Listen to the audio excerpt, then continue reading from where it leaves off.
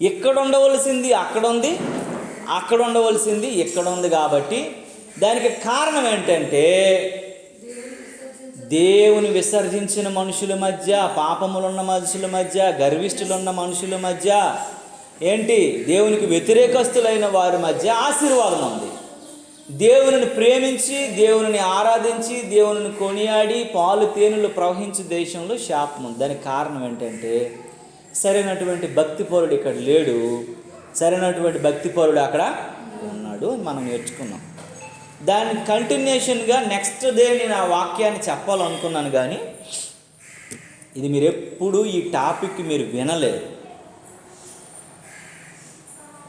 దాని కంటిన్యూషన్ సంబంధించిన వాక్యం నెక్స్ట్ డే చెప్పాలనుకున్నాను, కానీ దేవుడు నాతో మాట్లాడినప్పుడు నేను ఒక ఇద్దరు వ్యక్తులను గురించి మాట్లాడాను. ఏమని చెప్పాను? ఎవరి గురించి చెప్పాను? జెరోబాము కోసము, అబియా కోసము. జెరోబామును ఎందుకు దేవుడు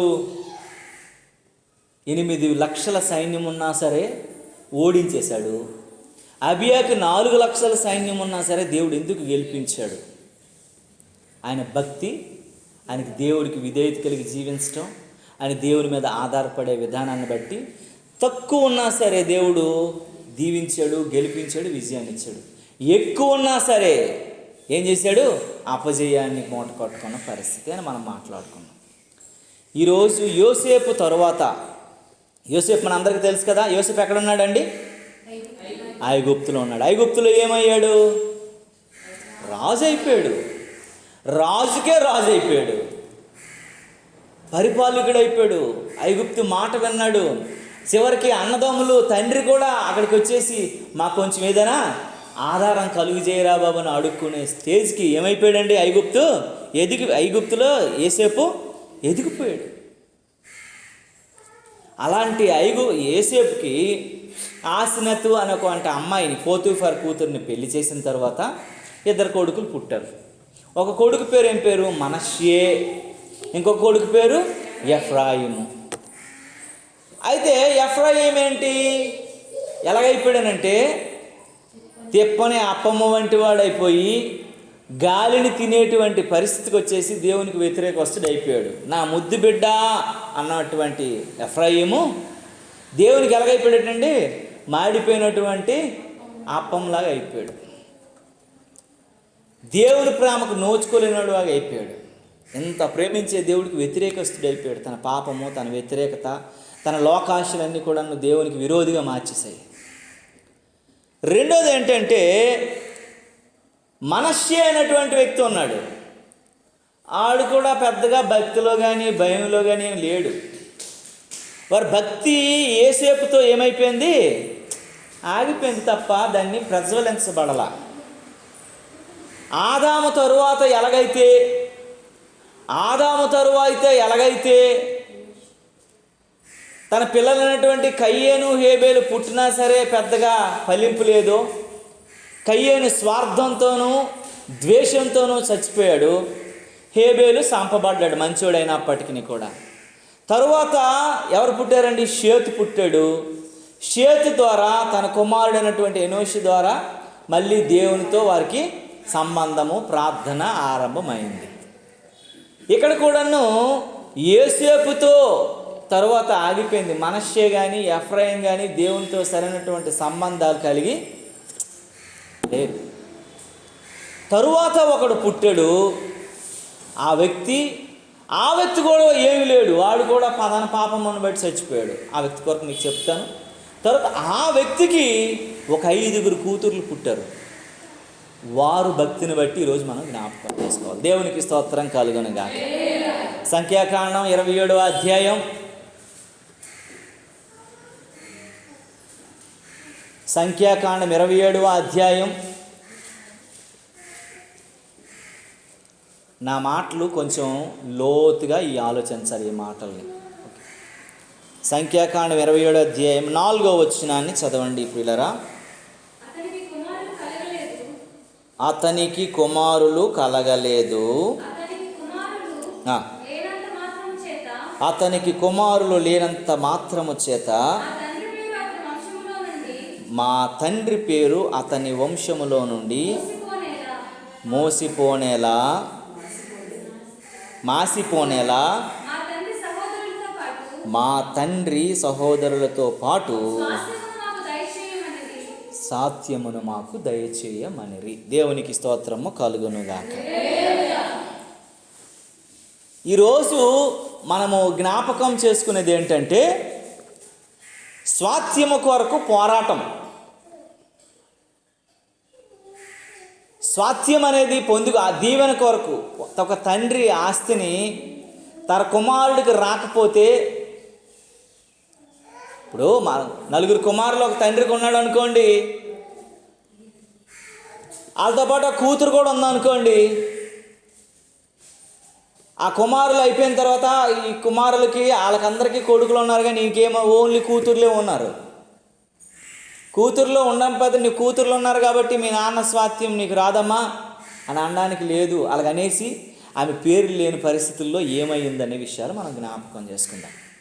ఇక్కడ మనం చదువుకున్నటువంటి మాటలో మా తండ్రి సహోదరులతో పాటు స్వాస్థ్యము మాకును కూడా దయచేయమనిరి. చదువుతున్న లేఖనము బాగా మనము గమనించినట్లయితే యోసేపు అనబడినటువంటి ఒక వ్యక్తి ఉన్నాడు. ఆ వ్యక్తికి మీకు ఇప్పుడు అంతా చెప్పాను నేను. మనష్షే అనేటువంటి ఒక కొడుకున్నాడు.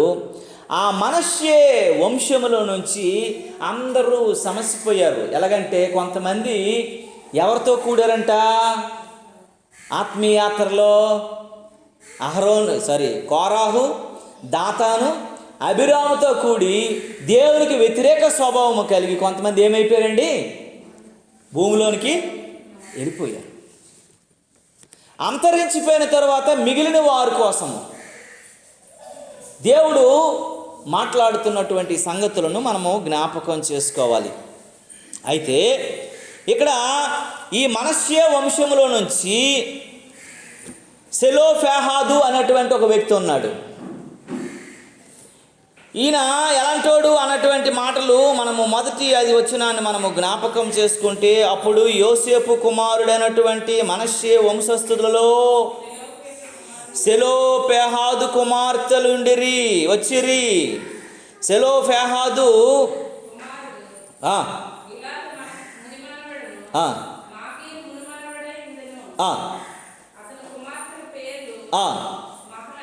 చూడండి, సెలోఫెహాదుకి 5 కుమార్తెలు ఉన్నారట. వారి కుమార్తెల పేర్లు ఏంటి అని అంటే, ఒకదాని పేరు మహలా, రెండోది నోయా, మూడోది హోగలా, నాలుగోది మిల్కా, 5వది తిస్రా అనేటువంటి 5 కుమార్తెలు ఉన్నారంట అండి. సెలోఫెహాదుకి ఈయన ఎవరంట, యోసేపు యొక్క మనవడి యొక్క కుమార్తెలు. యోసేపు కుమారుడు ఎవరు, మనష్షే. మనష్షే వంశంలో నుంచి వచ్చినటువంటి వాడు సెలోఫెహాదు. సెలోఫెహాదుకి ఎవరు కొడుకులు లేరట, ఎవరూ లేరట. ఒక 5 కుమార్తెలు మాత్రము సెలోఫెహాదుకి ఉన్నారట. అర్థమవుతుంది నా మాటలు? ఈ మాట మీరు ఎప్పుడు సెలోఫెహాదు కోసం మీరు వినలేదు, ఈ ఆడపిల్లల కోసం కూడా మీరు వినలేదు. అందుకే మీకు జాగ్రత్తగా వినండి, మీరు వినలేదని చెప్తున్నాను.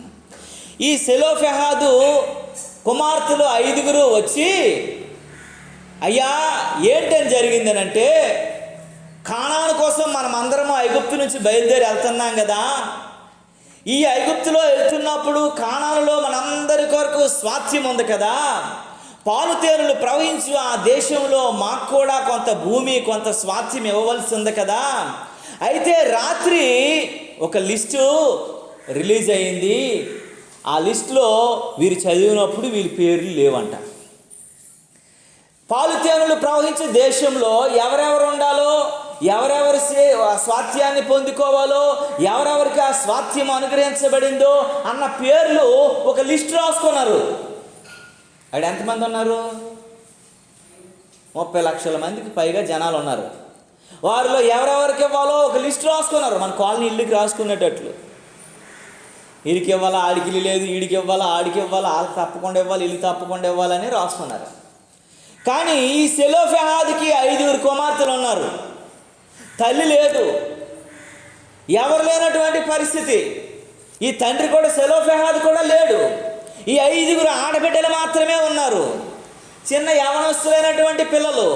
వారికి ఏ ఆధారం లేనటువంటి పిల్లల పేర్లు రాయికి పోవడం చేత ఆ పిల్లలంట ఏం చేశారో తెలుసా అండి? ఈ 4వ వచనంలో మనం చూసినట్లయితే దేవుని వాక్యం ఏమని చెప్తుందంటే, ప్రియులారా చాలా జాగ్రత్తగా మనం గమనించాలి. 4వ వచనాన్ని మనం చదివితే, అతనికి కుమారులు కలుగలేదు, అతనికి కుమారులు లేనంత మాత్రము చేత చూడండి, వీళ్ళు 5 కుమార్తెలంట ప్రత్యక్ష గుడారం దగ్గరికి వచ్చారంట. ఈ ప్రత్యక్ష గుడారంలో నాయకుడైనటువంటి మోషే గారు, యాజకుడైనటువంటి ఎలియాజర్ గారు, ప్రధానులైనటువంటి వారు, పెద్దలైనటువంటి వారు, సర్వ సమాజము సబ్బాతు దినమున కూడుకుంటుండగా, ఆ సబ్బాతు దినం అయిపోయి బయటికి వచ్చేటువంటి సమయంలో ఈ 5 ఆడబిడ్డలు వచ్చేట నిలవబడ్డారట. ఎక్కడా? ప్రత్యక్ష గుడారం ఎదుట. ప్రత్యక్ష గుడారం అంటే ఏంటి? దేవుని మందిరం. అక్కడ ఎవరు ఉండేవారు? దేవుడు కరుణాపీఠం, దేవుడు నివసించేవాడు, మహిమాస్తం అక్కడ ఉండేది. అక్కడ ఎవరుండేదటండి? మహిమా మేఘముతో నింపబడేది. అదంతా దేవుని యొక్క ప్రసన్నతలోను దేవుని యొక్క ఔన్నత్యంతో నింపబడినటువంటి ప్రదేశం. ఆ ప్రదేశంలోనికి ఈ 30 లక్షల సర్వ సమాజం అక్కడ ఉందంట. వీరు నడిపిస్తున్నటువంటి నాయకుడు ఉన్నాడంట. ఎవరు? మోషే గారు. దానికి నియమించినటువంటి ప్రధానులు ఉన్నారంట, అక్కడ పెద్దలు ఉన్నారంట. వీరందరూ ఎదుటకు వచ్చారంట. వాళ్ళు వచ్చి, మేము తండ్రి లేనంత మాత్రాన, మాకే దిక్కు దిమానం లేనంత మాత్రాన మాకు చెందవలసినటువంటి స్వాస్థ్యము మాకు రాకుండా చేస్తావా అని అడగడానికి ఎక్కడ నిలబడ్డారట? వాళ్ళు వచ్చేసి ప్రత్యక్ష గుడారం దగ్గర ఉన్నారట. ఇంకా ప్రత్యక్ష గుడారంలో అంతా విడిచిపెట్టేసింది, ఆరాధన అయిపోయింది, ప్రజలందరూ వెళ్ళిపోవడానికి సిద్ధమవుతున్న పరిస్థితుల్లో, అయ్యా మోసే, మా నాయకుడైనటువంటి మోసే గారు, ఒక్కసారి బయటకు రావయ్యా, మా మనవి, మా ఆర్తధ్వని, మా అంగలారు పాలకించని కేకలేస్తూ పిలుస్తూ ఉన్నారట. మోసే గారు, ఎవరు పిల్లలు వాయిస్ వినబడుతుంది, మాట వినబడుతుంది, కేకలు వినబడుతుందని పెద్దల్ని, యాజకుడిని, అహరోను, ఎలియాజర్ని, ఇంకా ప్రధానుల్ని, సర్వ సమాజం ఎదుటికి ఏం చేశాడట? వచ్చాడంట. అమ్మా ఏంటి వచ్చారు? ఏంటి కేకలు పెడుతున్నారు? ఏంటి మీ పరిస్థితి? ఏంటి మీ బాధ? ఏంటి మీ స్థితి అని చెప్పేసి మోషే గారు వచ్చాట ప్రధానుల ముందు, అందరి ముందు అడుగుతున్నారు. అడుగుతుంటే, అయ్యా మేము సెలోఫెహాదు కుమార్తెలము, మా నాన్నగారు లేరు, చనిపోయారు, మా అమ్మ లేదు, చనిపోయింది, మేమే దిక్కు లేనటువంటి బిడ్డలంగా ఉన్నాము, మేము కూడా, మా నాన్న అందరూ కూడా బానిసలుగాను, పాపము చేత అపరాధం చేత వచ్చినటువంటి దానిని బట్టి శాపముగా ఐగుప్తులో నివసించిన వారే, మా నాన్నగారు చచ్చిపోయారు, మా అమ్మ చచ్చిపోయింది, మేము మాత్రమే 5 ఒంటరి వాళ్ళమై ఉన్నాము. మా పరిస్థితిని బట్టి మీరు రాత్రి మేము ఒక విషయం విన్నాము.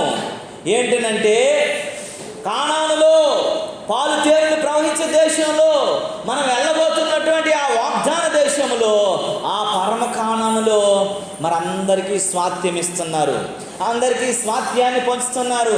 కానీ మా దగ్గరికి వచ్చేసరికి 5 ఆడబిడ్డలమని, మాకు దిక్కు లేదని, మా తండ్రి లేని వారమని, మాకు అన్నదమ్ములు లేని వారమని, మా పేర్లు అందులో లేదయ్యా, మా పరిస్థితి ఏంటి, మా స్థితి ఏంటి, మేమేమైపోవాలయ్యా అని మోషే గారితోనూ, యాజకుడైనటువంటి అహరోను, ఎలియాజులతోనూ, ప్రధానులతోనూ, సర్వ సమాజం ముందు ఏం చేస్తున్నారండి?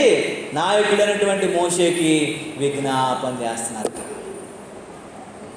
విజ్ఞాపన చేస్తుంటే ఈయన అన్నాడంట, అమ్మా లిస్ట్ ఆల్రెడీ ప్రిపేర్ అయిపోయింది, నా చేతిలో ఏముందమ్మా, అంతా పెద్ద ఆయన చేతిలోనే ఉంది కదా, ఆయన అడగండి, నేనేమీ చేయలేను, నేను నామమాత్రుడినే, నేను మిమ్మల్ని నడిపించగలను కానీ నేను ఏ ఏర్పాటు చేయలేనని ఆయన ఏం చెప్పాడటండి? వీరికి ప్రత్యుత్తరం ఇచ్చాడంట. ఎవరు? మోషే. నాకు మీరు సమాధానం చెప్పాలా, ఎందుకంటే మీరు వింటున్నారో లేదో నాకు తెలియడానికి. మీకు ఒక విషయం తెలుసా? రాత్రంతా నాకు నిద్ర లేదు. ఈ వాక్యాన్ని నేను ధ్యానించుకొని ఉన్నాను. ఒక్క క్షణం నేను నిద్రపోలే. 4 నుంచి 5 గంటల వరకు పడుకున్నాను నేను రాత్రి.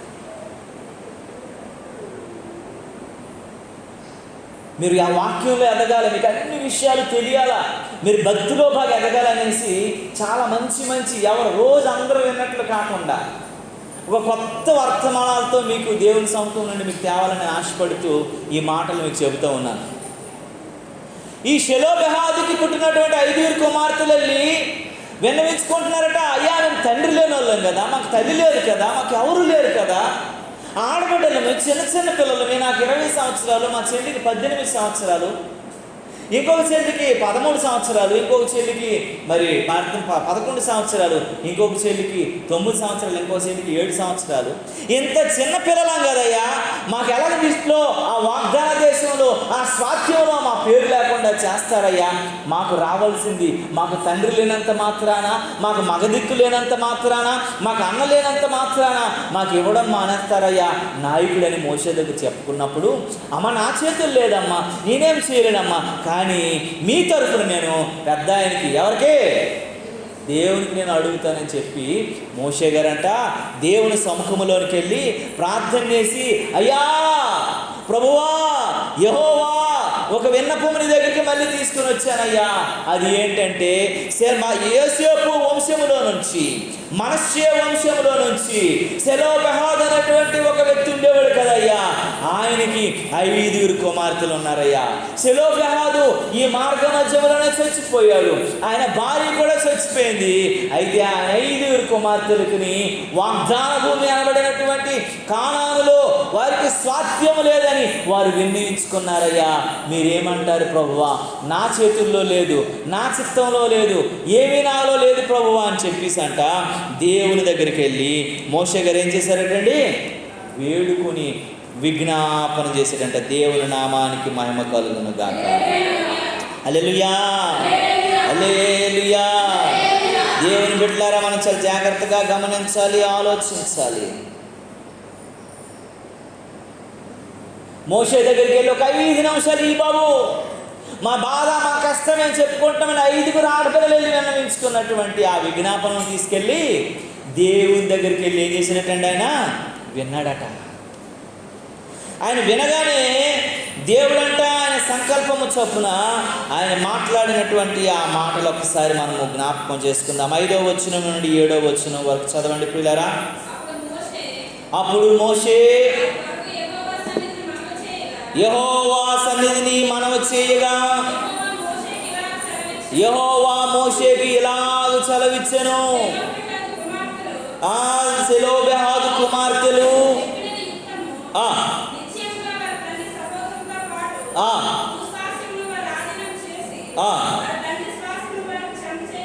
దేవునికి స్తోత్రం కలుగునుగాక. హల్లెలూయా, హల్లెలూయా.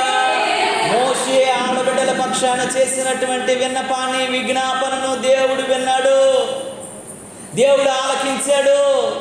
అయ్యా అయ్యా మోషే విజ్ఞాపన తండ్రికి చేశాడు, దేవుడికి చేశాడు.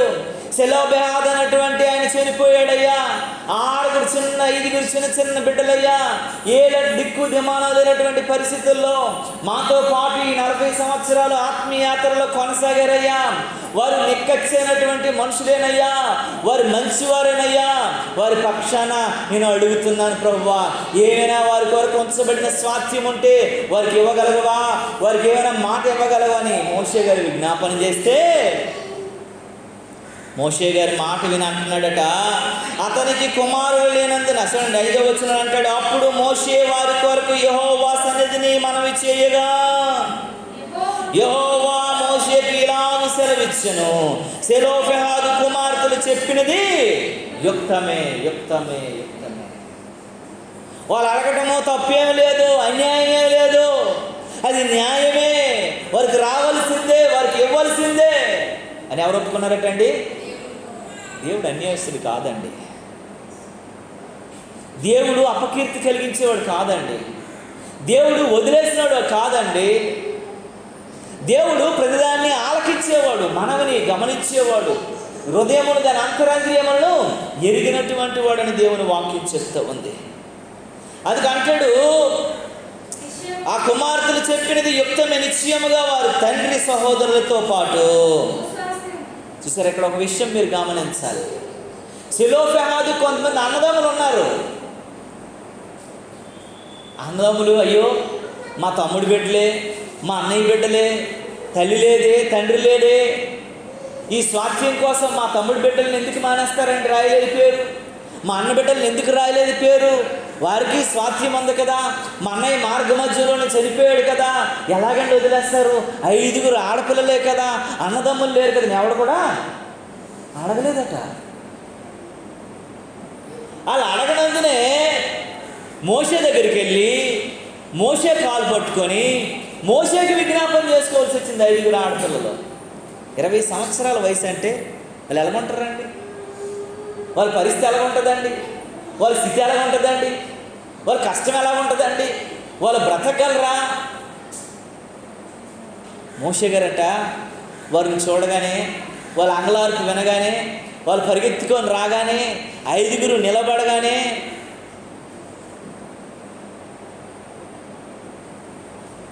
నాకు అనిపించింది, ఈ మాటలు నేను చదువుతున్నప్పుడు నా గుండె పగిలిపోయింది. ఎంత నిద్రపోతామని నిద్ర రాలేదండి రాత్రి. ఇంకా చదువుతున్నాను. చదువుతూ జెమినైలో చూశాను, పర్ప్లెక్సిటీలో చూశాను, ఇన్ఫర్మేషన్ ఏముందనేసి ఇంకా నేను చూస్తూ ఇంకా ఇది చదువుతున్నప్పుడు ప్రభు సన్నిధిలో అవన్నీ ఏవేవో వారలుగా చెప్తున్నాయి, కానీ ఆధ్యాత్మికంగా ఏ విషయాలు చెప్పట్లేదు. ప్రభువు దగ్గర మోకరించి, ప్రభువా ఏంటి నాయనా ఈ పరిస్థితిలో, వాళ్ళ స్థితి ఏంటి ప్రభువా, అదేనా ఆ స్థితిలో మేముంటే ఏంటి ప్రభువా అని ప్రభువుని అడుగుతున్నప్పుడు చాలా విషయాలు ఆయన నాతో మాట్లాడాడు. దేవునికి స్తోత్రం కలుగును. అన్నదమ్ములు ఉన్నారు, ఎవడు కూడా మా అన్న పిల్లల పక్షాన అయ్యో వారి పేర్లు రాలేదని అడగలేదంట. తమ్ముళ్ళు ఉన్నారు, ఎవడు అడగలేదంట. మేనత్తలు ఉన్నారు, ఎవరు అడగలేదంట. కానీ ఆడపిల్లలు 5 ఆ యొక్క స్థలం లేదు, ఆ యొక్క స్వాస్థ్యం దొరకనంత మాత్రాన గుండెలు బాదుకొని ఇక్కడ అక్కడ వీళ్ళతో వాళ్ళతో తిరిగి ఏం చేయాలో అర్థం కాక, మీరందరూ వెళ్ళి మోషేకి చెప్పండి అమ్మా, మేమేం చేయగలం, ఆ నాయకుడు ఆయన కదా, పెద్ద ఆయన కదా, ఇచ్చేవాడు ఆయన కదా, ఈ లిస్ట్ ప్రిపేర్ చేసిన ఆయన కదా, ఆయనకి చెప్పానంటే ఆయన ముందుకెళ్ళి నిలబడ్డారట. దేవునికి స్తోత్రం కలుగును గాక. ఈరోజు నీవు నేను మనం ఎలా ఉన్నామో ఒకసారి జ్ఞాపకం చేసుకోవాలి. మనం ఒకసారి ఆలోచించాలా, వారికి ఆ స్వాస్థ్యము చెందటము అది యుక్తమై ఉన్నదని, వారి తండ్రికి ఇవ్వవలసింది వారు ఇవ్వవలసి ఉన్నదని. ఈ 5 ఆడపిల్లలను గురించి దేవుడికి మోషే చెప్పినప్పుడు మోషే మనవి దేవుడు ఆలకించట, వారికి రావాల్సినటువంటి స్వాస్థ్యమును గురించి. మీకు కొన్ని విషయాలు నేను చెబుతాను. ఈ యొక్క స్వాస్థ్యాన్ని వాళ్ళు పొందుకోవటం కోసం, ఈ స్వాస్థ్యాన్ని వాళ్ళు అనుభవించడం కోసం, ఈ స్వాస్థ్యాన్ని వాళ్ళు చూడడం కోసము నేను ధ్యానించినప్పుడు కొన్ని మాటలు నాకు కనబడ్డాయి. 2వ వచనంలో ఒకసారి చూడండి పిల్లరా. మొదటి మాట చెప్తున్నాను. 2వ వచనంలో, వారు ప్రత్యక్షపు గుడారము యొక్క ద్వారముని యొద్ద మోషే ఎదుటను, నా మాటలు చాలా జాగ్రత్తగా మీరు వినాలి, చదివినప్పుడు చాలా జాగ్రత్తగా చూడాలి. ఇక్కడ ఏమని అందటండి, వారు ప్రత్యక్షపు గుడారం యొక్క అంటే దేవుని ఎదుటను, వారు నాయకుడైనటువంటి మోషే ఎదుటను, యాజకుడైనటువంటి ఎలియాజరు ఎదుటను, వీళ్ళందరికీ నాయకులుగా నియమించబడిన ప్రధానులు ఎదుటను, సర్వ సమాజము ఎదుటను. ఎక్కడటమ్మా నిలిచి చెప్పారట. ఏమని? మా తండ్రి చాలు తల్లి, మా తండ్రి చచ్చిపోయాడండి, అరణ్యంలో మరణమైపోయాడు. మా తల్లి చచ్చిపోయింది, మాకు ఎవరూ లేరు అనిచి మోషే గారిని గట్టిగా కేకేసి, మాకు స్వాస్థ్యం లేదు కాబట్టి ఆ స్వాస్థ్యం ఈ ప్రభువా అని చెప్పేసి అడగడానికి ఎవరి ఎదుటి నిలబడ్డారటమ్మా? ప్రత్యక్ష గుడారం అంటే దేవుని ఎదుటి నిలబడ్డారు. నాయకుడైనటువంటి మోషే ఎదుటి నిలబడ్డారు. యాజకుడైనటువంటి ఎలియాజరు ఎదుటి నిలబడ్డారు. సర్వ సమాజం ఎదుట ప్రధాన ఎదుట నిలబడ్డాడు. సర్వ సమాజం ఎదుట నిలబడ్డాడు. అడుగుతున్నప్పుడు ఏ పిల్ల, ఏ అమ్మాయి, ఏ పెద్ద అమ్మాయి, ఏం పేరు పెద్ద అమ్మాయి పేరు?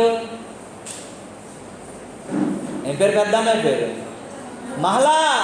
ఏం మాట్లాడుతున్నావు? ఏం అడుగుతున్నావు? నువ్వేంటో నాకు తెలీదా? నువ్వెక్కడెక్కడ తిరుగుతున్నావు నాకు తెలీదా? నీ స్థితి ఏంటో నాకు తెలీదా? నీ పరిస్థితి ఏంటో తెలీదా? నీ క్యారెక్టర్ ఏంటో తెలీదా అని అనేవాళ్ళు ఉంటారా ఉండరా?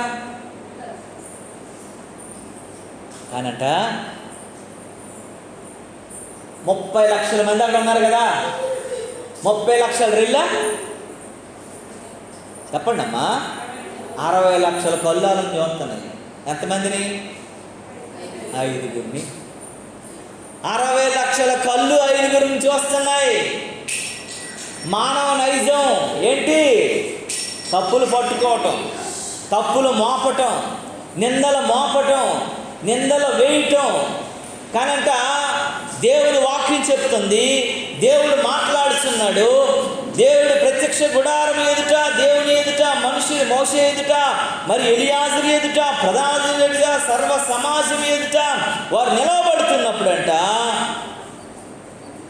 మోషేకి వెళ్ళి సీక్రెట్గా ప్రత్యక్ష గుడారం లోపలికి వెళ్ళి, అయ్యా మా బాధ అయ్యా, మా కష్టం ఇదయ్యా, మాకు ఇది దొరకలేదని చెప్పట్లేదు. వాళ్ళు ఎవరో తెలిసిన వాళ్ళు కొంతమంది దగ్గరికి వెళ్ళి మా పరిస్థితి ఉంది, ఏదో మీరు రికమెండేషన్ చేయండి అని వాళ్ళ ఇంట్లోకి వెళ్ళి చెప్పలేదు. వాళ్ళు ఎక్కడ ఉన్నారటండి? సర్వ సమాజం ఎదుట 6 లక్షల కళ్ళాలను చూస్తున్నాయి. 6,30,00,000 మంది వారిని చూస్తున్నారు. వారి మధ్యలో వీళ్ళు ఉన్నారు. వీరి పరిస్థితిని, వీరి స్థితిని, వీరి యొక్క జీవన విధానాన్ని అంత జనాలు మన వీధిలో ఒక 500 మంది ఉంటేనే అందులో 250 మందికి మనం మాడవు, నచ్చం. అవునా కాదా? అవునా కాదా? మన క్లాసులో ఒక 100 మంది 50 మంది ఉంటే అందులో మనము 20 మందికి నచ్చం మనం. అవునా కాదా? మన ఇంట్లో 5గురు ఉంటే అందులో మనము 2-3 నచ్చం. నువ్వా? ఎప్పుడు గొడవలేనండి. మా అక్క ఎప్పుడు గొడవలండి, మా చెల్లి, మా అన్నయ్య ఎప్పుడు ఇదేనండి అని చెప్తుంటారు. మనం నచ్చం. కనుక ఇక్కడ ఎంతమంది ఉన్నారటండి? 30 లక్షల మంది ఉన్నారు.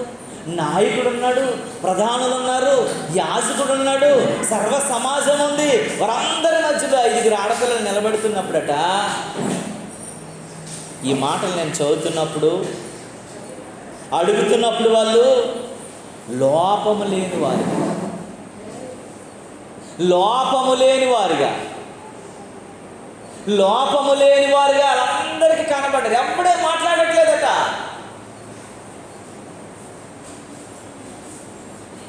చెప్పండి, ఎందుకమ్మా మీరు వచ్చారు? దేనికోసం మీరు వచ్చారు? ఏంటి కేకలేస్తున్నారు అని అంటే, అయ్యా 5 నిమిషాలు మాకు అవకాశం ఇవ్వండి, మా బాధ చెప్పుకుంటాం, మేము తండ్రి లేని బిడ్డలము, మా స్వాస్థ్యము మాకు లేదయ్యా, మా వాటా మాకు రావట్లేదయ్యా, మేము ఎలాగ మనుగుడు సాధించాలయ్యా అని చెబుతున్నప్పుడు అక్కడ అందరూ ఏమనాలా? నీకు ఎందుకు వస్తుంది? మీ నాన్న మంచోడా? మీ అమ్మ మంచిదయ్యా? నువ్వేమైనా మంచిదయ్యా? మీ చెల్లి మంచిదయ్యా? మీ యొక్క పెద్ద చెల్లి మంచిదయ్యా? మీరు ఎలాంటి వారో నాకు తెలియదా? మీకు ఎందుకు ఇవ్వాలా? ఇలాంటి వాడు అసలు పాలు తేనెలు ప్రవహించు ఆ పవిత్ర దేశంలోనికి వాళ్ళు రావడానికి వీల్లేదని ఒక సంఘం నిలబడిపోవాలి. అప్పుడు వెంటనే అనట వాళ్ళు ఎలాంటి వాళ్ళటండి? లోపము లేని వారుగా ఉన్నారట. వారి క్యారెక్టర్, వారి కరేజ్, వారి కాన్ఫిడెన్స్. ఎవడ ముందైనా సరే ఎవడండి గట్టిగా నిలబడగలడు? మంచి వారిని చూడగానే వారికి ఏ లోపము లేని వారుగా, నిర్మలమైనటువంటి మనస్సాక్షి కలిగిన వారుగా వారందరూ నిలబెడుతున్నప్పుడు ఇజ్రాయేల్ ప్రజలందరూ ఎంతమంది అంటే 30 లక్షల మంది ముందు 60 లక్షల కళ్ళు చూస్తున్నప్పుడట మోషేతో చెప్తున్నారట,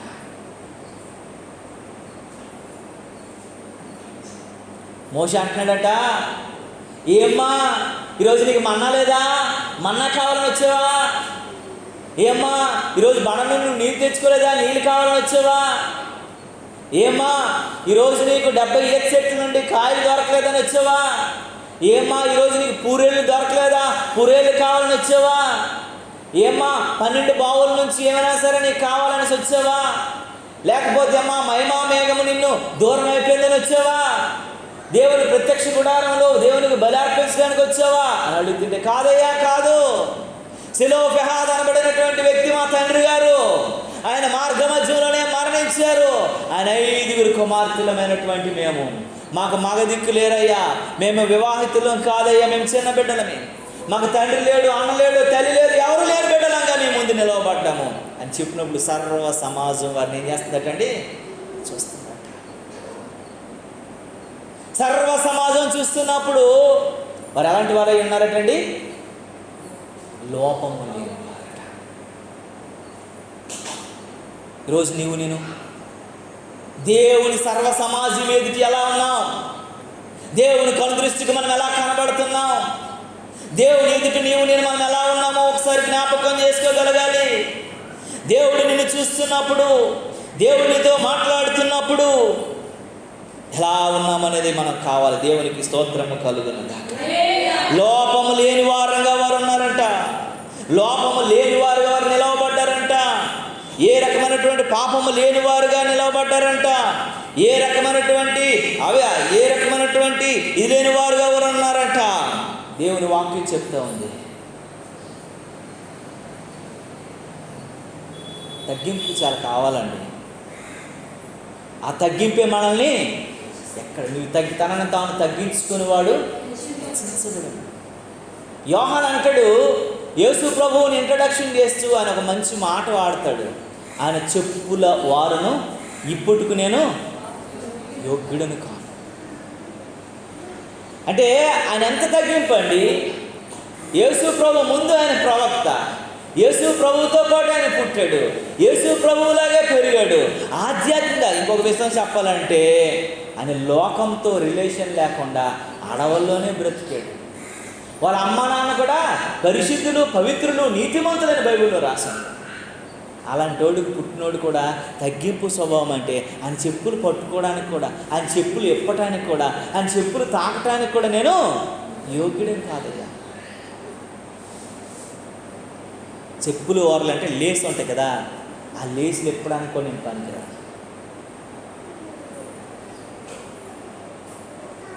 సెలోపెహాదు కుమార్తెలు అంట చూడగానే, సర్వ సమాజం చూడగానే, నాయకులు చూడగానే, యాజకులు చూడగానే, ప్రవక్తలు చూడగానే, ప్రధానులు చూడగానే ఎలా ఉన్నారటండి? వాళ్ళు లోపము లేని వాళ్ళు. అందరూ సర్వ సమాజం వీళ్ళు అర్హులే, వీళ్ళు ఇవ్వడమే వీడికి యుక్తమైనదే, వీరికి ఇవ్వవలసిన వారే, ఈ పిల్లల్లో ఏ దోషం లేదు, ఏ లోపము లేదు, ఏ అపరిశుద్ధత లేదు, ఎక్కడ తిరిగేవారుగా లేరు, వీళ్ళు నీతిమంతులు, వీళ్ళు పరిశుద్ధులు, వీళ్ళు పవిత్రులు, దేవునికి అనుగుణమైనటువంటి వారనక అందరూ సర్వ సమాజం ఒకేసారి 30 లక్షల మంది చేతులెత్తి చెప్పారంట, దేవునికి స్తోత్రం కలుగును. నీవు నేను మనము అలాంటి సాక్ష్యం కలిగి ఉన్నామా? నీవు నేను మనము అలాంటి పరిశుద్ధత కలిగి ఉన్నామా? ఇంకొక రకంగా మనం ఆలోచిస్తే, ఏం కావాలమ్మా నీకు? స్వాస్థ్యం కావాలా? మొన్నే కదా నువ్వు బ్యూటీ పార్లర్లో కనబడ్డావు, సగం సిరిగిపోయి జీన్ ప్యాంట్ వేసుకొని నడిచావు కదా, చేతులు లేని బట్టలు వేసుకొని నడుస్తున్నావు కదమ్మా, జుట్టు ఒక రకంగా రంగులు వేసుకొని జుట్టుతో నువ్వు ఉన్నావు కదమ్మా, మీ సెల్లు అలా ఉంది కదమ్మా, ఇంకొక సెల్లు ఇలా ఉంది కదమ్మా అని చెప్పడానికి తావు లేదంట.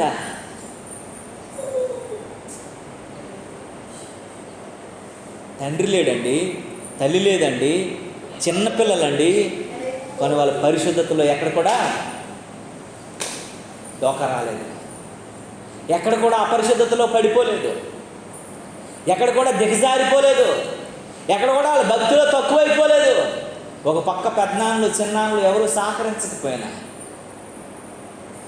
సర్వ సమాజము ఎవరు లేని అనాథులుగా చూస్తున్నా, తండ్రికి తల్లిని నోచుకోలేని పరిస్థితిలో ఉన్నా, దేవుడే మాకున్నాడు అనేటువంటి భక్తితో నడిచేటువంటి బిడ్డలుగా ఉన్నాడు. దేవునికి స్తోత్రం కలుగునుగా. నీవు నేను మనం ఎలా ఉన్నామో ఒకసారి జ్ఞాపకం చేసుకోవాలి. మన తండ్రి అయిన దేవుని దగ్గరే నువ్వు ఏమవుతున్నావు, ఏ రకంగా ఉన్నావు, ఏ పరిస్థితిలో ఉన్నావు, నువ్వు ఎలా కనబడుతున్నావు అనేది ఆలోచించాలి. ఇంకా నీలో లోపం ఉందా, శాపం ఉందా, పాపం ఉందా, అపరాధం ఉందా, ఎలాంటి పరిస్థితుల్లో నువ్వు ఉన్నావయ్యా అని నీ కొరకు చూపించడానికి ఇంకెవరికి అవకాశం దొరకకూడదు. మోషే గారండి దేవుణ్ణి రికమెండేషన్ చేసి, దేవుడు మోషే విన్నపాన్ని వినగానే ఓకే అది యుక్తమని చెప్పడానికి గల కారణం ఏంటంటే వారి జీవితం, వారి లోపము లేని జీవితం. నువ్వు లోపము లేని జీవితం కలిగి ఉంటే, లోపము లేని భక్తి కలిగి ఉంటే, లోపము లేని విశ్వాసంలో ఉంటే, లోపము లేని జీవన విధానంలో నువ్వు ఉంటే, లోపము లేని భక్తి సాధనలో నువ్వు ఉంటే, నీకు రావలసింది ఎవడు ఇవ్వడానికి ఇష్టం లేకపోయినా, సీట్ లేకపోయినా, నీకు లిస్టులో నీ పేరు లేకపోయినా, రికార్డ్స్లో నీ పేరు లేకపోయినా, నువ్వు అర్హురాలు కాకపోయినా సరే దేవుడు నీ కొరకు ఏర్పాటు చేసి ఇస్తాడు. దేవునికి స్తోత్రం కలుగునుగా. నాకు ఇది రాదు, నాకు ఇది అవ్వదు, ఇది నేను పొందుకోలేను, దీనికి నేను యోగ్యుడిని కాదు, అర్హురాలను కాదు, అర్హుడిని కాదు నువ్వు అనుకోవచ్చు. ఇదిగో నీ ముందు సెలోఫెహాదు కుమార్తెలు ఉన్నారు. వారి జీవితమును బట్టి నాయకుడు విన్నాడు, నాయకుడు విన్నపోని దేవుడు విన్నాడు. ఇది వారికి అనుగ్రహించటము యుక్తమని దేవుడే ప్రజల ఎదుటను, నాయకుడి ఎదుటను, సభ్య సమాజం ఎదుటను చెప్పగలిగిన స్థితి దేవుడు అనుగ్రహించాడు. దేవునికి స్తోత్రం కలుగునుగా. ప్రియ దేవుని బిడ్డ, నీవు నేను ఎలా ఉన్నావు ఒకసారి పరిశీలన చేసుకోవాలి. దేవుని చిత్తానికి నువ్వు లోబడే వ్యక్తిగా ఉన్నావా? దేవుని చిత్తానికి నువ్వు అనుగుణమైన వ్యక్తిగా ఉన్నావా? దేవుని చిత్తానికి నువ్వు ఆ విధేయత కలిగిన వ్యక్తిగా ఉన్నావా? ఇంకా నీలో లోపాలు ఉన్నాయేమో, ఇంకా నీలో పాపాలు ఉన్నాయేమో, ఇంకా నీలో వ్యతిరేకత ఉందేమో, ఇంకా నీలో అవివేకం ఉందేమో, ఇంకా నీకు అస్వస్థత ఉందేమో, నువ్వే పరిస్థితిలో ఉన్నావో ఒక మారు నువ్వు జ్ఞాపకం చేసుకోవాలని దేవుని వాక్యము హెచ్చరిస్తూ ఉంది. దేవుని నామానికి మహిమ కలుగునుగా. మనం ఎలా ఉన్నాం, మన పరిస్థితి ఏంటి, మన భక్తి ఏంటి? వాళ్ళు కోరుకునేది, వాళ్ళు అడిగేది ఇహలోక సంబంధమైనటువంటి పాలు తేనెలు ప్రవహించి కానాను కోసం. మనం అడిగేది, మనము కోరుకునేది, మనం పొందుకోవాలనేది ఆ పరమపురమైనటువంటి పరలోక రాజ్యం కొరకు మనము దేవుని ఎదుటి విజ్ఞాపన చేస్తున్నప్పుడు, దేవుని ఎదుటి అంగలార్చినప్పుడు, దేవుని ఎదుటి అడిగేటప్పుడు లోపము లేని వ్యక్తులుగా ఉన్నామా లేదా? ఒకవేళ లోపాలు ఉంటే సరి చేసుకోవడానికి మనం ఉండాలి. ఇప్పుడే సరి చేసుకోగలగాలి. దేవుని వాక్యం ఏమంటుందో తెలుసా? దిద్దుబాటు మీకు అసహ్యము కదా. అరే అన్ని మంచి మాటలు చెప్పినప్పుడు శంకలు కొట్టుకుంటామే, దీవెనలు చెప్పినప్పుడు సంతోషిస్తామే, మేలులు చెప్పినప్పుడు సంతోషిస్తామే, దిద్దుబాటు చెప్పినప్పుడు మనకేమైపోతామటండి? అసహించుకుంటాం. దిద్దుబాటుని కాదు, దిద్దుబాటు మాటలు చెప్పే వ్యక్తి. ఒక పెద్ద ఆమె ఎవరో చెప్పారు అనుకోండి, అమ్మా నీ ప్రవర్తన బాగోలేదు, బాబు నీ ప్రవర్తన బాగోలేదు, అయ్యా నీ మనస్సు బాగోలేదు, నీ మాట తీరు బాగోలేదు, నువ్వు బూతులు మాట్లాడుతున్నావు, నువ్వు ఇలా ఉన్నావు అలా ఉన్నావు అంటే నువ్వు నాకేంటి చెబుతావు? నువ్వు దిద్దుబాటు చేసుకునేటువంటి అవకాశం ఇవ్వవు, సరి చేసుకోవు. ఆ పిల్లలు దిద్దుబాటు చేసుకున్నారు కాబట్టి దేవుని ఎదుటను, నాయకుడి ఎదుటను, యాజకుడి ఎదుటను, సర్వ సమాజం ఎదుటను నిందారహితులుగా నిలవబడ్డారు. దేవునికి స్తోత్రం కలుగునుగా. ప్రియ దేవుని బిడ్డ, నీవు నేను మనం ఎలా ఉన్నామో ఒక్కసారి గుర్తు చేసుకోవాలని దేవుని వాక్యం చెప్తుంది. చూడండి ఒక మాట, నెహెమియా గ్రంథం 9వ అధ్యాయం 1-2 వచనాలు మంచి మాట ఉంటుంది. నెహెమియా గ్రంథము సారీ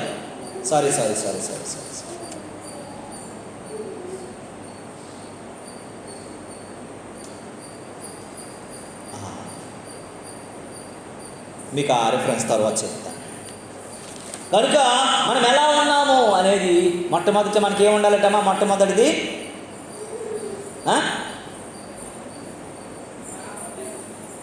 పాపము లేని జీవితము. చెప్పండి, ఏం చెప్పాను ఇంతవరకు? లోపము లేని. నెంబర్ 1 మనకి ఏముండాలంటండి? ఏ లోపం ఉండదు. మనిషికి లోపాలంటే ఏమనుకుంటున్నారంటే కన్నుగుడ్డు, కాలు వంక, చెయ్యి వంక, కలరు, ఇంకా హైటు, వెయిట్, ఇవి లోపాలు అనుకుంటున్నారు. అవి కాదు. అంతరంగికంగా నువ్వు ఎలాగున్నావు? అంతరంగికంగా నువ్వు బాగున్నావా లేదా? ఇంటర్నల్ ఎలా ఉంది? నువ్వు ఎక్స్టర్నల్ మనుషులు చూస్తారు, ఇంటర్నల్ ఎవరు చూస్తారు? దేవుడు చూస్తారు. దేవుని కనుదృష్టికి నువ్వు బాగుండాలా, దేవుని చిత్తానికి నువ్వు బాగుండాలా, దేవుని యొక్క ఆలోచనకు నువ్వు బాగుండాలా, దేవుని యొక్క కృపకు నువ్వు బాగుండాలని దేవుని వాక్యం చెప్తుంది. దేవుని నామానికి మహిమ కలుగును. హల్లెలూయా, హల్లెలూయా. రెండవ మాట జ్ఞాపకం చేసుకుందాం. దేవుని నామానికి మహిమ కలుగును. చూడండి, సంఖ్యాకాండము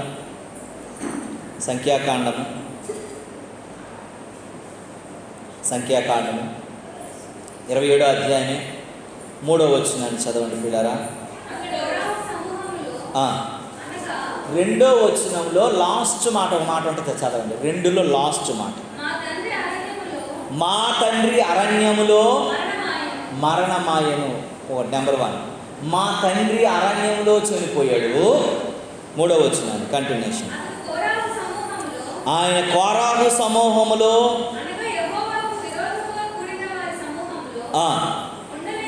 చూడండి, ఈ మాట చాలా జాగ్రత్తగా జ్ఞాపకం చేసుకోవాలి. మా నాన్న అరణ్యంలో చనిపోయాడు. మా నాన్న అరణ్యంలో చనిపోతే మీరు అనుకోవచ్చండి, కోరాహు, దాతాను, అభిరాము వ్యతిరేకంగా ఉండి ఇంచుమించు 250 మంది భూమి ఏం చేసింది? దాన్ని అమాంతంగా తినేసింది. అందులో చచ్చిపోయాడు అనుకోగలరు మీరు. మా నాన్న అలా చచ్చిపోలేదండి, తన పాపమును బట్టే మృతి పొందాడు. మా నాన్న ఎలా చచ్చిపోయాడండి? తన పాపమును బట్టే చచ్చిపోయాడు. తన పాపమును బట్టే చనిపోయాడు. మా నాన్న శాపాన్ని బట్టి చచ్చిపోలా, మా నాన్న వ్యతిరేకతను బట్టి చచ్చిపోలా, మా నాన్న దేవుడికి వేరుగా ఉండి చచ్చిపోలా. మా నాన్న ఎలా చచ్చిపోయాడు? తన పాపమును బట్టి. అక్కడ రాసింది, చదవండి ఆ మాట. ఏమనుందమ్మా? తన పాపమును బట్టే చనిపోయాడు. యెహోవాకు విరోధముగా కూడిన వారితో సహవాసములో ఉండలేదు కానీ తన పాపమును బట్టే మృతి పొందెను. దేవునికి స్తోత్రము కలుగునుగా.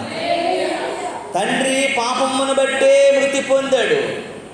మన తండ్రి చేసినటువంటి పాపములు, మన తల్లి చేసినటువంటి పాపములు ఒప్పుకుంటున్నారు. వారి తల్లిదండ్రులు చేసిన పాపాలను ఒప్పుకొని ప్రాయశ్చిత్తాన్ని పొందుతున్నారు వాళ్ళు. చూసారా? కొన్నిసార్లు పిల్లలు తప్పు చేస్తే తల్లిదండ్రులు వారి కొరకు ఏం చేస్తారు? దేవుని ఎదుట చెప్పండి. యోబు ఏం చేశాడమ్మా? వారి పిల్లల కోసము బలులు అర్పించాడు, ప్రార్థన చేశాడు, విజ్ఞాపన చేశాడు. కానీ ఇక్కడ పిల్లలు తన తండ్రి పాపాలు, తన తల్లి పాపాల కొరకు ఏం చేస్తున్నారు? అయ్యా, మేము దేవుని గ్రంథంలో చదివామయ్యా, తల్లిదండ్రులు చేసిన పాపాలు 3-4 తరాల వరకు మా మీద ఏలుబడి చేస్తాయని చెప్తున్నారు కదా. దేవుని మాటలు చెప్తున్నాయి కదా. మేము ఆ పాపానికి మేము దాసులం అవ్వకూడదయ్యా, ఆ అపరిశుద్ధతకు మేము దాసులం కాకూడదయ్యా, ఆ పాపం మా మీద ఏలుబడి చేయకూడదయ్యా, ఆ పాపానికి మేము ప్రాయశ్చిత్తంగా మేము నీతి కలిగి బ్రతుకుతున్నామయ్యా అని చెప్పేసి దేవుని సన్నిధిలో పెద్దల ఎదుట, మరి యాజకుల ఎదుట వాళ్ళు ఏం చేస్తున్నారటండి? ఒప్పుకుంటున్నారట. దేవునికి స్తోత్రం కలుగును. మా నాన్న యథార్థవంతుడు ఎందుకు అని చెప్పలేదు. మా యొక్క అమ్మ యథార్థవంతురాలు అని ఆయన చెప్పట్లేదు. కానీ వారు యథార్థవంతులు కాలేదయ్యా, వారు పాపులేదు వాస్తవమే, కానీ వారి పక్షాన్ని మేము దేవుని ఎదుట, పాపముల ఎదుట అన్ని విధాలుగా మేము కోరుకుంటున్నాము, వేడుకుంటున్నామని చెప్తున్నారు. దేవునికి స్తోత్రము కలుగునుగా. హల్లెలూయా. ఎందుకంటే మేము చేసినటువంటి మా తల్లిదండ్రుల పాపం 3-4 తరాల వరకు మనం ఏలుబడి చేయకుండా ఉండటం కోసము, దాన్ని మేము పొందుకోవటం కోసము మేము ప్రాయశ్చిత్త ప్రార్థన చేస్తున్నామని దేవుని వాక్యం చెప్తుంది. దేవుని నామానికి మహిమ కలుగును. ఇక్కడ నెహెమియా గ్రంథము 9వ అధ్యాయం 1-2 వచనాలు చదివితే, నెహెమియా గ్రంథము చూడమ్మా, చదవండి.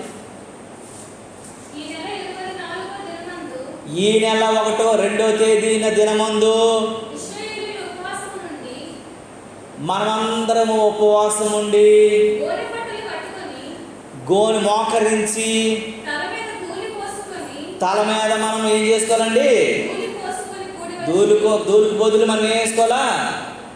ఏం చేసుకోవాలా? ముసుగు వేసుకొని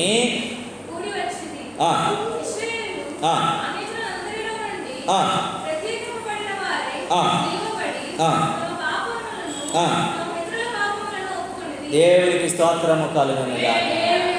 నెహెమియా అంటున్నాడు, ఇశ్రాయేలీయులందరంట దేవుని సన్నిధిలో మోకరించి, దేవుని సన్నిధిలో ముసుగేసుకొని, దేవుని సన్నిధిలో విజ్ఞాపన చేస్తూ వారి పాపములను, తన పితరుల పాపములను కూడా ఏం చేసుకున్నారటండి?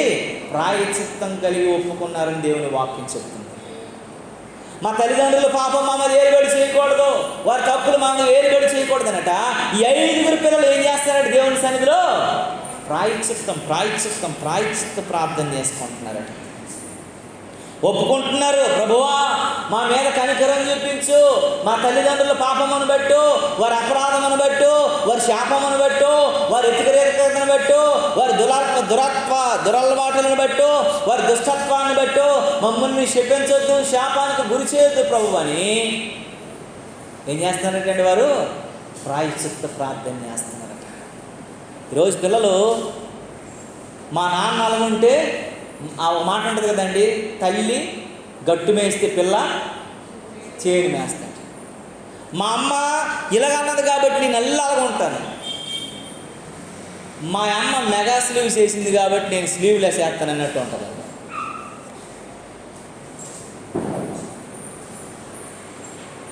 నీ తల్లిదండ్రులను బట్టి నువ్వు విజ్ఞాపన చేసే వ్యక్తి. నాకు ఒక చెల్లమ్మ తెలుసు, ఆ పిల్ల పేరు కూడా జమీమా. ఆ పిల్ల పేరు యూట్యూబ్లో వస్తుంది. చిన్న ప్రైవేట్ ఉద్యోగం చేసుకుంటే గవర్నమెంట్ ఉద్యోగం ఈ మధ్య వచ్చింది. ఆ పిల్లకి నేనే బాప్తిజం ఇచ్చాను. ఆ పిల్ల చాలా, ఆ బిడ్డను బట్టి నేను సంతోషిస్తాను. చాలా పవిత్రంగా, భక్తిగా, ఎవరి వైపు చూడదు. దేవుని సువార్త ఎలా ఆ పిల్లని బట్టి వారి తల్లిదండ్రులు రక్షించబడ్డారు, ఆ పిల్లని బట్టి ఆ కుటుంబ సభ్యులు రక్షించబడ్డారు, ఆ పిల్లని బట్టి అనేక మంది రక్షించబడ్డారు. రోజులో చెత్త చెప్పదు, దేవుని మాటలు చెప్తుంది. ఇవన్నీ చేయదు. ఏంటి డ్యాన్సులు చేసి ఏమంటారు, ఇన్స్టాగ్రామ్ పెట్టినట్లు ఏమంటారు, రీల్స్, ఫాల్స్ చేయదావిడ, షార్ట్స్ చేయదావిడ, దేవుని మాటలే చెప్తుంది.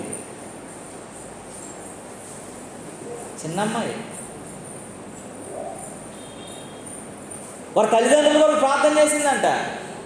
వాళ్ళ తండ్రి హాస్పిటల్లో ఉన్నాడు, రేపు చచ్చిపోతారని చెప్పారు డాక్టరు. వాళ్ళ ఊళ్ళో ఉన్న వాళ్ళ బంధువులు, వాళ్ళ అన్నదమ్ములు, వాళ్ళ అక్క చెల్లెలు అందరూ అన్నారట, ఎన్ని ప్రార్థనలు చేశారు కదా నువ్వు,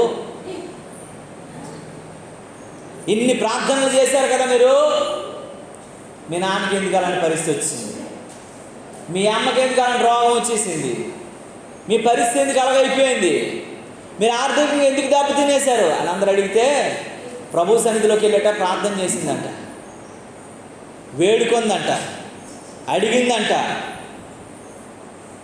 మొత్తుకోయిందంట. పిల్ల ఆపరేషన్ లేకుండా వాళ్ళ నాన్న దేవుడు బయటికి తీసుకొచ్చాడంట. వాళ్ళ అమ్మ క్యాన్సర్ 4th స్టేజ్లో ఉన్నదాన్ని దేవుడు స్వస్థపరిచాడంట. వాళ్ళ ఆర్థిక ఇబ్బందులన్నీ తీర్చడం కొరకు ఆ అమ్మాయికి ఒక నర్సు ఉద్యోగం ఇచ్చాడంట. ఏది కావాలంటే అది దేవుడు అన్ని అనుగ్రహించాడు. ఆ పిల్ల చెప్పే మాటలు ఏంటో తెలుసా, అనియా దేవుడు ఎంత మేలు చేసాడు తెలుసా అన్నయ్య? నన్ను ఎక్కువ డాడీ అని పిలుస్తుంది ఆమె. డాడీ నాకేం చేశారో తెలుసా దేవుడు? మా నాన్న ఈరోజు బ్రతుకున్నాడంటే మా నాన్న డబ్బులో, డాక్టర్లో, మందులో కాదు. తండ్రి, నా తండ్రి, నా తండ్రి నా మాట విన్నాడు. నేను ప్రార్థన చేశాను, నా తండ్రిని బ్రతికించు. అన్నిలు ఎదుటి అవమానపాలు చేయదయ్యా, బ్రతికించు, జీవం పోయి ప్రభు అని ప్రార్థన చేశాను. నా తండ్రి ఆరోగ్యంగా ఉన్నాడు. ఏ నాన్న ఒకసారి చెప్పు నువ్వెలా బ్రతకావో చెప్పు అని పిల్ల నాకు ముందు చెప్పించింది. యేసు ప్రభు తాకాడు బాబు నన్ను, అందుకే ఈరోజు నేను బ్రతుకున్నాను. మా అమ్మ క్యాన్సర్ పేషెంట్, 4th స్టేజ్. అందరికీ ఒకటే క్యాన్సర్ ఉంటుంది, మా అమ్మకి 2 క్యాన్సర్లు వచ్చాయి. యూట్రస్ క్యాన్సర్ వచ్చింది, బ్రెస్ట్ క్యాన్సర్ కూడా వచ్చింది అన్నయ్య. మా అమ్మ బ్రతుకుతుందా? వైద్యం తెలుసు నాకు, నేను నర్స్ ట్రైనింగ్ BSc నర్సింగ్ చేశాను. బతుకుతుందా అన్నయ్య? బతకదు. మా అమ్మ చచ్చిపోద్దని నాకు తెలుసు. కానీ నా దేవుడు ఈ ప్రజల మధ్య నాయన మహిమపరచబడ్డానికి, నన్ను గణపరచడానికి నా తల్లిని బ్రతికించాడు. చిన్న పిల్లండి, ఆ అమ్మాయికి 21 years. రైట్, 21 years దేవుడు నన్ను బ్రతికించాడు. దేవుడు నన్ను విడిచిపెట్టలే, మా కుటుంబాన్ని విడిచిపెట్టలే. ఎప్పుడైనా మీ తల్లిదండ్రుల కొరకు మీరు ప్రార్థన చేస్తారా? వారు చేసిన తప్పిదాల కొరకు ఎప్పుడైనా దేవుని సన్నిధిలో మీరు ఒప్పుకున్నారా? ఎప్పుడైనా ప్రాయశ్చిత్త ప్రార్థన చేశారా? ఆ పిల్లలు చేశారండి 5గురును. దేవుని నామానికి మహిమ కలుగును గాక. యోబు గ్రంథంలో ఒక మాట యోబు అంటాడు 31వ అధ్యాయంలో. తులసి అక్కడ బయట ఆడవాళ్ళంతా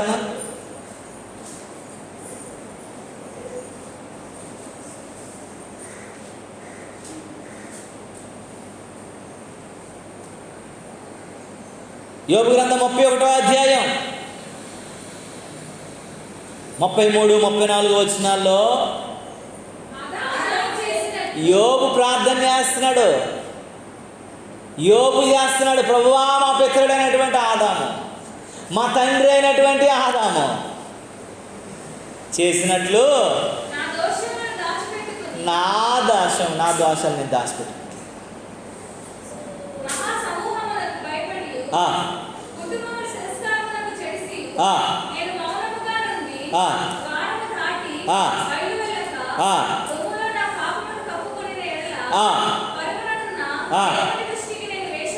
దేవునికి స్తోత్రము కలుగును గాక. మా ఆదాము దాచుకున్నట్లుగా, చెట్టు చాటుకి వెళ్ళిపోయినట్లుగా, ఆకులతో కప్పుకున్నట్లుగా, ఒప్పుకోకుండా అవగా తోసేసినట్లుగా కాదయ్యా. ఆ మాట క్షుణ్ణంగా మరొకరు చదవండి.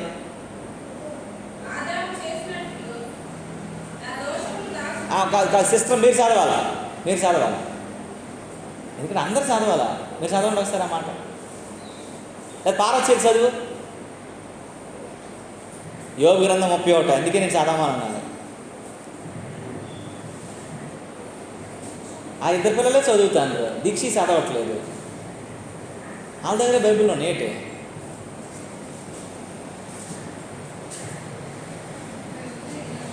చదువు చెల్లి 31, 33, 34.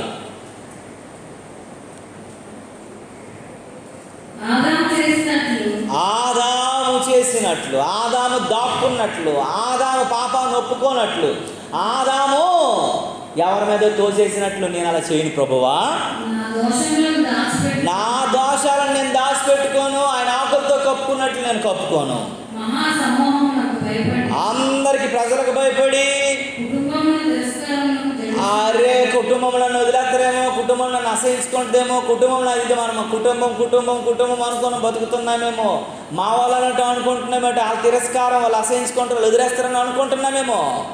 అలా జడిసి భయపడి కాదు ప్రభువా, నేను మౌనముగా ఉంటిని.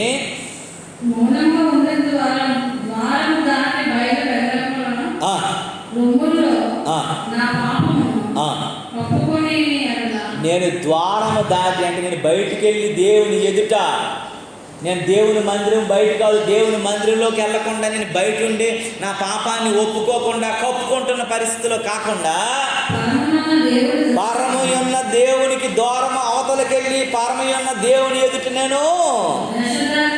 నేను యాసదారిగా ఉండడం నాకు ఇష్టం లేదయ్యా అని ఒప్పుకుంటున్నాడు. దేవునికి స్తోత్రం కలుగును. నా పాపాన్ని క్షమించు, నా పితరుల పాపాన్ని క్షమించు, నా బిడ్డల పాపాలను క్షమించు.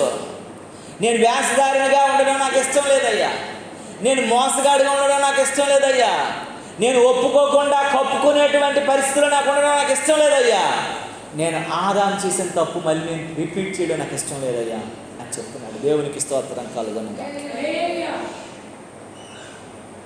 కొంతమంది పైకే అంతను ప్రార్థనలో ఒప్పుకుంటారు, ప్రార్థనలో పైకి మాత్రం భక్తిగా ఉంటారు, పైకి మాత్రం ప్రార్థనకు ఒప్పుకుంటారు, పైకి వారి పాపాలను ఒప్పుకుంటారు.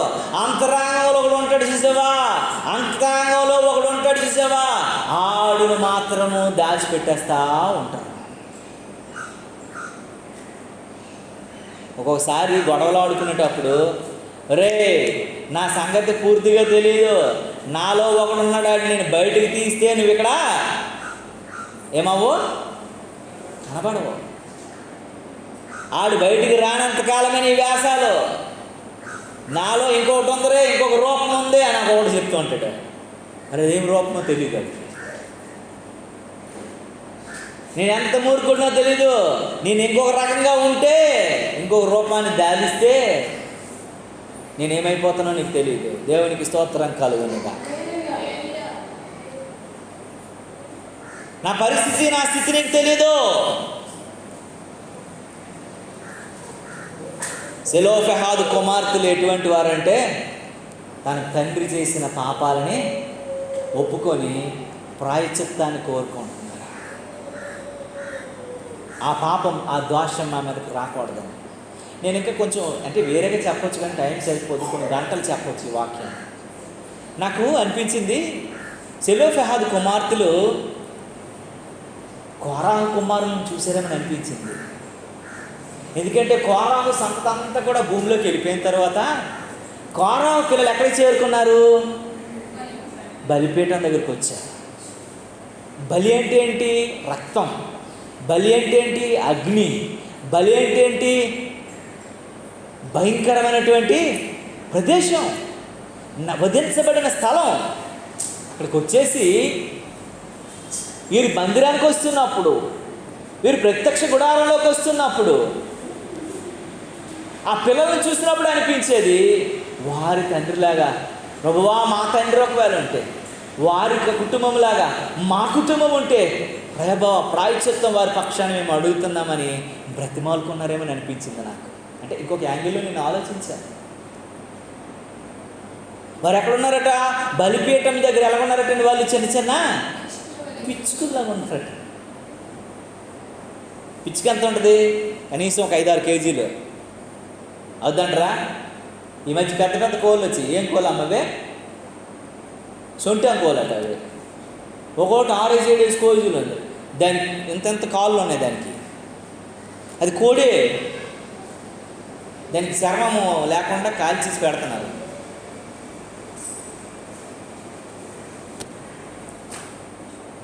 చాలా జాగ్రత్తగా మనం గమనించాలి, వాక్యాన్ని ఆలోచించాలి. దేవుని చిత్తంలో ఎప్పుడైనా నువ్వు ఒప్పుకున్నావా? నువ్వు ఒప్పుకునే వ్యక్తిగా ఉన్నావా? నువ్వు ఒప్పుకునేటువంటి బుద్ధి కలిగిన వ్యక్తిగా ఉన్నావా? నువ్వు నీ పితరుల కొరకు ఎప్పుడైనా ప్రార్థన చేసావా? నువ్వు ఎప్పుడైనా నేను అలా ఉండకూడదు, నేను ఇలా ఉండాలని ఎప్పుడైనా అనుకున్నావా? వాళ్ళతో పాటు నువ్వు కలిసిపోతున్నావా? ఈ ఒక్క రోజేలే అనేసి, ఈ ఒక్క పూటలే అనేసి, ఈ ఒక్క క్షణమేలా అనేసి. వీళ్ళ నాన్నగారు చనిపోయారు, వీళ్ళ ఫ్యామిలీ అందరూ హిందూస్. ఆ చచ్చిపోయినోడి దగ్గర వచ్చేసి నాకు ఒక వీళ్ళ అమ్మగారు వచ్చేసి, బాబు ఇప్పుడైనా పరలోకానికి వెళ్తాడు, వచ్చి ఒక పాట పడి ప్రార్థన చేయని అన్నది.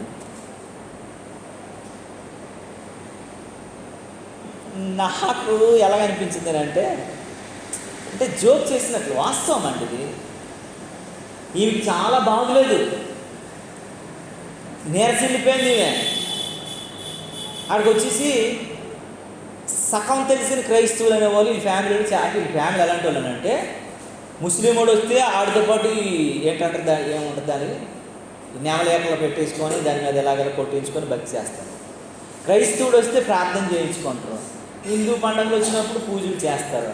ఇంకా జైల్లో వస్తే వాళ్ళతో కూడా అలాంటి అన్ని సర్వమత సమ్మేళనం కలిగినటువంటి కుటుంబం. ఆర్థికంగా బాగున్న వాళ్ళు, డబ్బులు బాగున్నాయి, కార్లు ఉన్నాయి, మంచి ఇల్లు ఉన్నాయి, అన్నీ ఉన్నాయి, కానీ నిజదేవుడైనటువంటి వ్యక్తిని తెలుసుకోలేనటువంటి కుటుంబం. అందరికి ఉద్యోగస్తులే, అందరు సెంట్రల్ గవర్నమెంట్ ఉద్యోగస్తులే, నెలకు అందరికీ లక్షలు వస్తాయి. అందరూ నువ్వు ఈ వస్తువు కొనుక్కోమంటే పోటీ ఇంకోటి కొనుక్కుంటాడు వెంటనే. అన్నీ బాగున్నాయి, కానీ నాకు అక్కడ ప్రార్థన చేయమంటే నేను అన్నాను, అత్తమ్మ ఎంత ఇప్పుడు ప్రార్థన చేసినా ఆయన పశ్చాత్తాపడి ఆయన ప్రభువుని ఒప్పుకోలేదు కాబట్టి ఆయన పరలోకం కాదు, చేయకూడదు అని చెప్పాను.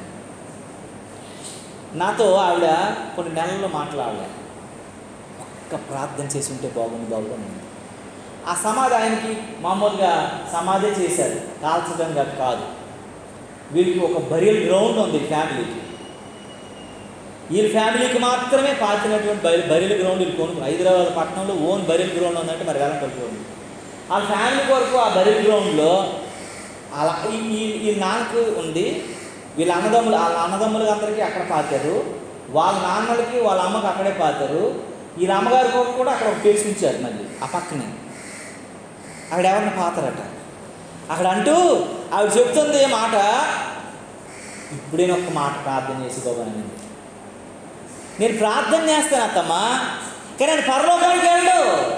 ఎప్పుడు ప్రార్థన చేయాలా అని లోకంలో బ్రతుకున్నప్పుడు చేయాలి. ఆయన పాపాల నిమిత్తము, ప్రాయశ్చిత్త నిమిత్తము బ్రతుకున్నప్పుడే చేయాలా. ఈ పిల్లలు మా నాన్న తన పాపమును బట్టి ఏమైపోయాడు, మృతి చెందిపోయాడు. తన అపరాధములను బట్టి మృతి చెందిపోయాడు. ప్రభువా మా తండ్రిని పాపములను పరిహరించి ప్రభువా అని ప్రార్థన చేస్తున్నారు. దేవుని నామానికి మహిమ కలుగును. ఈరోజు నీవు నేను మనము మన జీవితాల్లో బలిపీఠం పైన నువ్వు పెట్టాలి, నీ బ్రతుకులను పెట్టాలి, నీ జీవితం పెట్టాలి. నువ్వు ఒప్పుకొని ఏ లోపం ఎక్కడా లేకుండానట్లుగా ఈరోజే నువ్వు బలిపీఠం మీదకి రాగలగాలి. నువ్వు ప్రాయశ్చిత్త బలి అర్పించబడగలిగిన వ్యక్తిగా ఉండగలగాలి. నీలో ఏదైనా తప్పు, ఏదైనా అతిక్రమములను దాచిపెట్టువాడు బద్దలట. నీలో ఏదైనా అతిక్రమం ఉంటే, క్రమం తప్పిపోయిన పరిస్థితిలో ఉంటే వాటిని ఉంచు. ఇంకా నీ అతిక్రమాలు ఏమైనా నువ్వు అంతరంగంలో ఉన్నాయేమో, అవి నీ మీద ఏలుబడి చేస్తున్నాయేమో, నీ దేవునికి నీకు విరోధంగా పనిచేస్తున్నాయేమో, వాటిని విడిచిపెట్టే వ్యక్తిగా, ప్రాయశ్చిత్తం కొరకు ప్రార్థన చేసే వ్యక్తిగా ఉండాలని రెండోది. ఆ పిల్లలు మొట్టమొదటి ఏం చేశారటమ్మా, లోపం లేని వారుగా ఉన్నారు. రెండోదంట, వారి తల్లిదండ్రులు చేసిన పాపము వారి మీద ప్రభావం చూపించకుండా ఆ పాపానికి వారు పిల్లలుగా ప్రాయశ్చిత్త ప్రార్థన చేస్తూ వారి బ్రతుకులను దేవునికి సమర్పణ జీవితాలుగా అర్పించారంట. మూడో మాట చెప్పి నేను ముగిస్తాను. చాలా ఉన్నాయి, నేను ఒక 5-6 మాటలు రాసుకున్నాను, కానీ మనకు సమయం లేదు. 3 మాటలు చెప్తాను. దేవునికి స్తోత్రం కలుగునుగా. ఒకసారి చూడండి, 4వ వచనాన్ని చదవండి.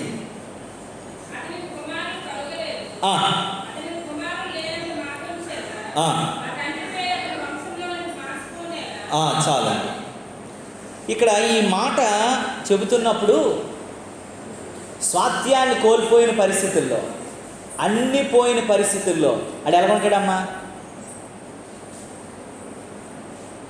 ఒకసారి చెప్పండి. మనము గవర్నమెంట్ ఇల్లు కోసం అప్లికేషన్ పెట్టుకున్నాము, 100 మందికి వచ్చింది, నా ఒక్కడికి రాలేదు. నేను ఎలా ఉంటాను? ఎవడైనా మధ్యలో మాట్లాడితే, నీకు వచ్చింది నువ్వు నోరు మూసుకో, నా విషయంలో నువ్వు ఎందుకు తలదూరుస్తాను అని అంటానా లేదా? అవునా కాదా? నువ్వు బాగా పొందుకున్నావు, నీకు ఇల్లు వచ్చేసింది, నువ్వు వెళ్ళి నివాసం, నేను నా పిల్లల సంగతి ఏంటి నేను అడుగుతానా లేదా? కానట ఈ పిల్లలంట దీన మనస్సు కలిగిన వాళ్ళు, మోషే ఎదుట, సర్వ సమాజం ఎదుట నిలవబడ్డారటండి. దీన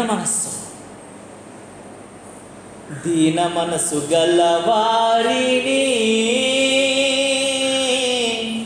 తగిన సమయములో హెచ్చించువాడవని.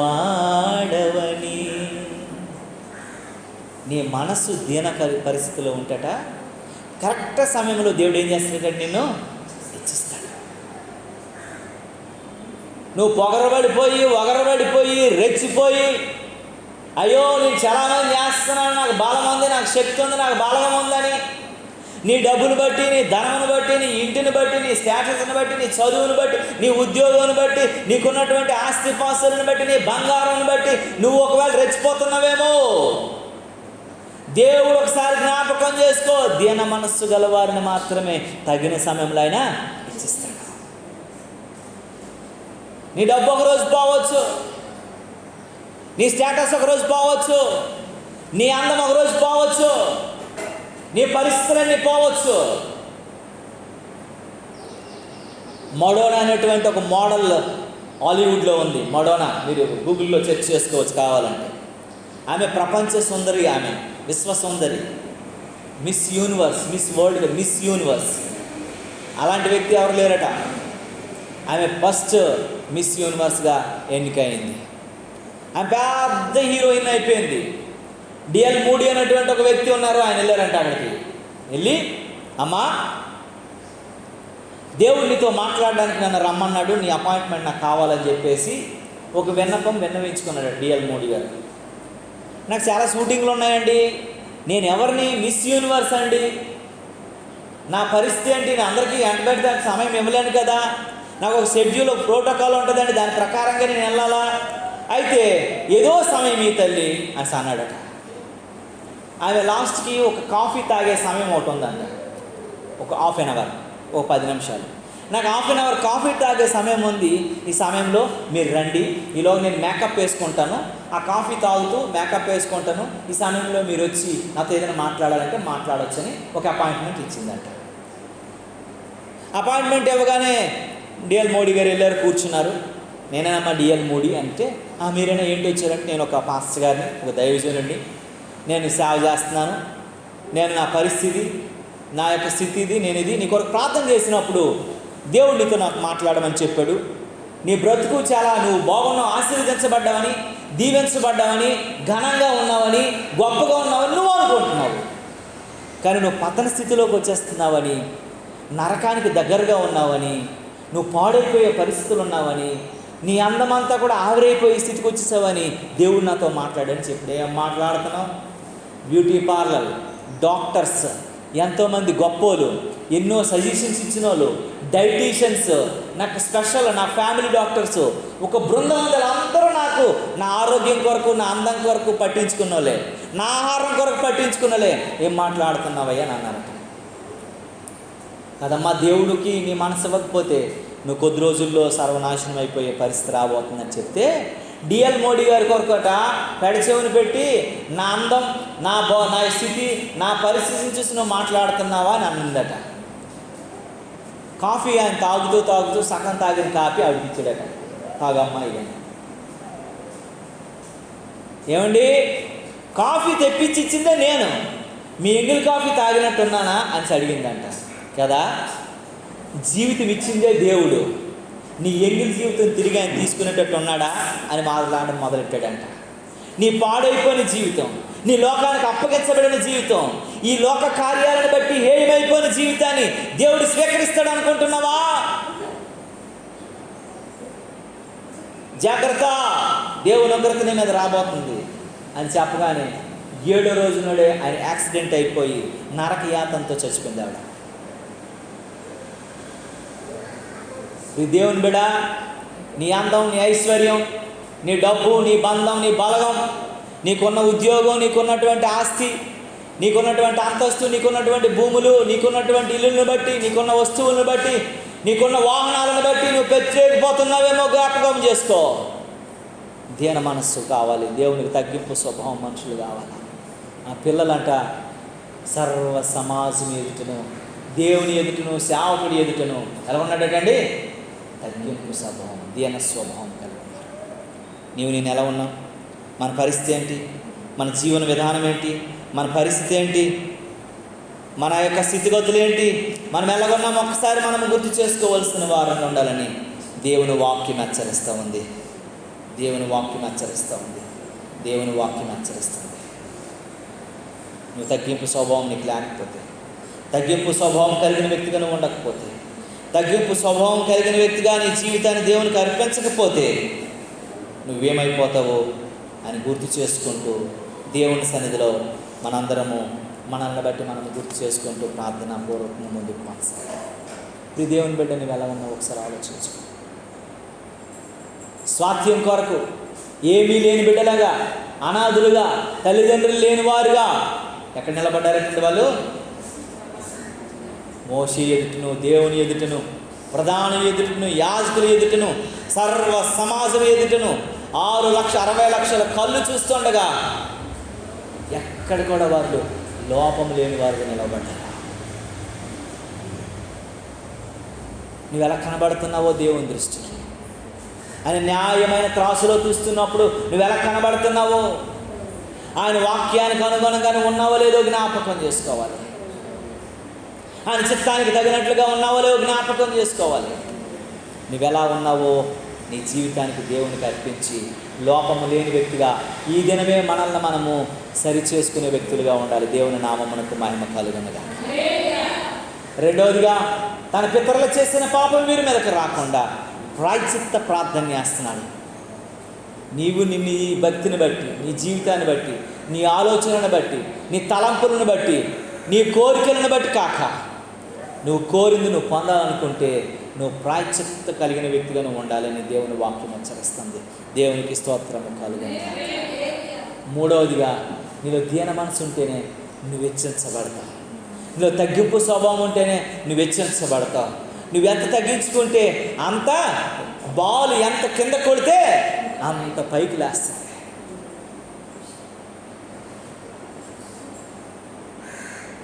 నువ్వెంతగా తగ్గించుకుంటే నువ్వు అంతగా హెచ్చించబడతావు.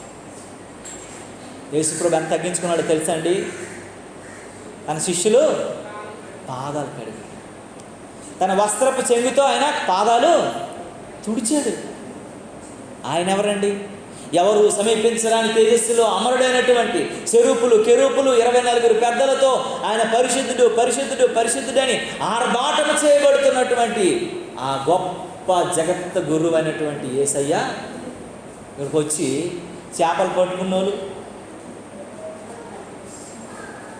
చేపలు వల్లేసుకున్నోళ్ళు, చేపలు అల్లుకున్నోళ్ళు, నీసి కంపు కొడుతున్నోళ్ళు యొక్క పాదాలు ఏం చేస్తాడు? ఆయన తనను తాను తగ్గించుకుని వాడు చించబడతాడు. రోజు నువ్వు తగ్గింపు స్వభావం ఉండాలి. దీన మనసు కలిగిన వ్యక్తులు ఉండాలి. నువ్వెలా ఉన్నావు ఒకసారి ఆలోచించుకో.